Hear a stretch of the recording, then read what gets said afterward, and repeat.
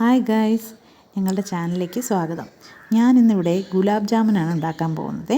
അതിന് നമുക്കിപ്പോൾ ഒരു 8 മുതൽ 9 വരെ എണ്ണം ഗുലാബ് ജാമുൻ വേണമെങ്കിൽ ഒരു 7 8 സ്ലൈസ് ബ്രെഡ് എടുക്കണം.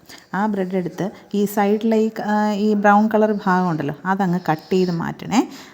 പിന്നെ നടുക്കുള്ള ഭാഗം മാത്രം മതി നമുക്ക് ഗുലാബ് ജാമുൻ ഉണ്ടാക്കാനായിട്ട്.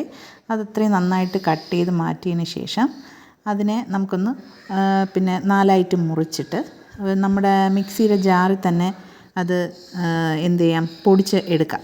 നമുക്കത് നല്ല പൊടിച്ചെടുത്താലേ അത് മിക്സ് ചെയ്യാൻ ഇച്ചിരി എളുപ്പമുള്ളൂ.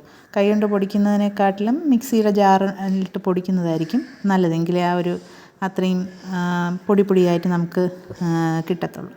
അപ്പോൾ നമുക്ക് അത് അങ്ങനെ മുറിച്ചെടുത്തതിന് ശേഷം മിക്സിയിലിട്ട് നമുക്ക് പൊടിച്ചെടുക്കാം. ഇത് ഇപ്പം മിക്സിയിലിട്ട് പൊടിച്ചെടുക്കുമ്പോഴത്തേനും കാണിച്ചു തരാം. ഈ കൺസിസ്റ്റൻസിയിൽ കണ്ടോ, ഇതുപോലെ പൊടിഞ്ഞ് കിട്ടണ നമ്മളൊരു ബൗളിലോട്ട് മാറ്റിയതിന് ശേഷം ഇനി ഇതിന് പാലാണ് ആവശ്യം. പാലൊഴിച്ച് നന്നായിട്ട് മിക്സ് ചെയ്യണം. നല്ല മിക്സ് ചെയ്ത് ആവശ്യത്തിന് പാലൊഴിച്ചാൽ മതി, ഒരുപാട് കൂടിപ്പോകരുത്. പാലൊഴിച്ച് നല്ല ഒരു മയപ്പെട്ട് വരുന്ന ഒരു പരുവമുണ്ട്. ആ ഒരു ഇതിൽ ആവുന്നത് വരെ അതിനെ നല്ലോണം കുഴച്ചിട്ട് ചെറിയ ചെറിയ ബൗൾസായിട്ട് ഉരുട്ടി എടുക്കണം. ഇതുപോലെ കണ്ടോ, നമ്മൾ ആ ഒരു ഗുലാബ് ജാമുൻ്റെ സൈസില്ലേ, ആ സൈസിൽ നല്ലോണം ഇങ്ങനെ ഉരുട്ടി എടുക്കണം. എല്ലാം അത് നമ്മൾ മിക്സ് ചെയ്ത് ആ ബാറ്റർ എല്ലാം ഇതുപോലെ ഉരുട്ടിയെടുത്തതിന് ശേഷം നമ്മളിതിനെ ഇതുപോലെ ഉരുട്ടി വെച്ചിട്ട് നമ്മളതിനെ ഫ്രൈയിങ് പാനിലിട്ട് മൊരിച്ചെടുക്കണം. ഒരു മീഡിയം ഫ്ലെയിമിൽ, ഒരുപാടങ്ങ് മൊരിയരുത്. ഒരു ബ്രൗൺ കളർ കിട്ടുമ്പോഴത്തേനും അതുവരെ അത് മൊരിച്ചെടുക്കണം. പിന്നെ ഇത് മൊരിക്കുമ്പോഴത്തേനും വെളിച്ചെണ്ണ ഉപയോഗിക്കരുത്. സൺഫ്ലവർ പോലത്തെ എണ്ണ വേണം ഉപയോഗിക്കാൻ, അല്ലെങ്കിൽ അതിൻ്റെ വെളിച്ചെണ്ണയാകുമ്പോൾ ഒരു ടേസ്റ്റ് വരും. നല്ല ബ്രൗൺ കളറാവണം, ഒരുപാടങ്ങ് കരിയാനും പാടില്ല. എന്നാൽ ബ്രൗൺ കളർ, ഇതുപോലത്തെ ബ്രൗൺ കളർ നിറമാകുമ്പോഴത്തേനും അതിനെ കോരി ബൗളിലേക്ക് മാറ്റാം.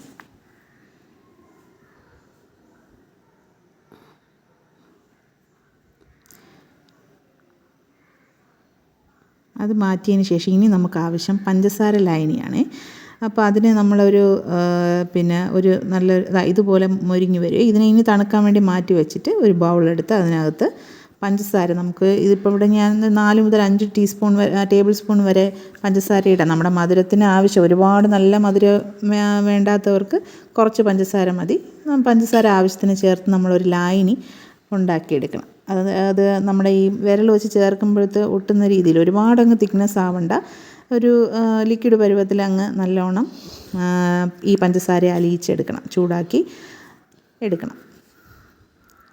അത് അലിഞ്ഞ് വരുമ്പോൾ തന്നെ ചെറിയൊരു ഒരു ലൈറ്റ് യെല്ലോ കളർ ചെറുതായിട്ട് നമുക്ക് കിട്ടും. അതിങ്ങനെ നല്ലോണം അലിഞ്ഞ് ഇച്ചിരി ആ വെള്ളം ഒന്ന് കട്ടിയായിട്ട് വരുമ്പോഴത്തേനും ഒരു ലൈറ്റായിട്ടുള്ള ഒരു ബ്രൗൺ കളറിൻ്റെ ലൈറ്റ് കളർ നമുക്ക് കിട്ടും.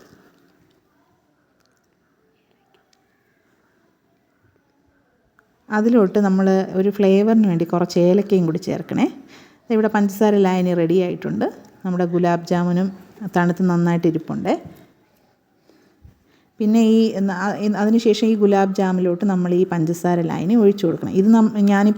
ഇത് ഞങ്ങൾ ഉടനെ കുറച്ച് സമയം ഫ്രിഡ്ജിൽ വെച്ചിട്ട് നമുക്ക് തണുത്ത് കഴിക്കുമ്പോൾ കുറച്ചുകൂടി ടേസ്റ്റ് ആയിരിക്കും. കുറച്ച് സമയം ഫ്രിഡ്ജിൽ വെച്ച്, കുറച്ച് സമയത്തേക്കാണെങ്കിൽ കുഴപ്പമില്ല, വെച്ചിട്ട് നമുക്കെടുത്ത് കഴിക്കാം.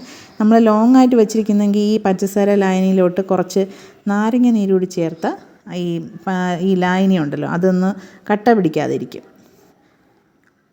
കണ്ടോ, ഇതുപോലെ നല്ല ടേസ്റ്റുള്ള ഗുലാബ് ജാമുൻ നമുക്ക് ഈസി ആയിട്ട് വീട്ടിലുണ്ടാക്കി എടുക്കാം. നല്ല ടേസ്റ്റാണ്. എല്ലാവരും ഇത് വീട്ടിൽ ട്രൈ ചെയ്യണം. കുറച്ച് പീസ് ബ്രെഡ് ഉണ്ടെങ്കിൽ നമുക്ക് ഈസി ആയിട്ട് നമുക്ക് കുഞ്ഞു പിള്ളേർക്ക് എല്ലാവർക്കും നല്ല രുചിയോട് കൂടിയ ഒരു ഗുലാബ് ജാമുൻ നമുക്ക് എടുക്കാൻ സാധിക്കും. എല്ലാവരും ഈ ചാനൽ കണ്ട് സബ്സ്ക്രൈബ് ചെയ്യുക, ലൈക്ക് ചെയ്യുക.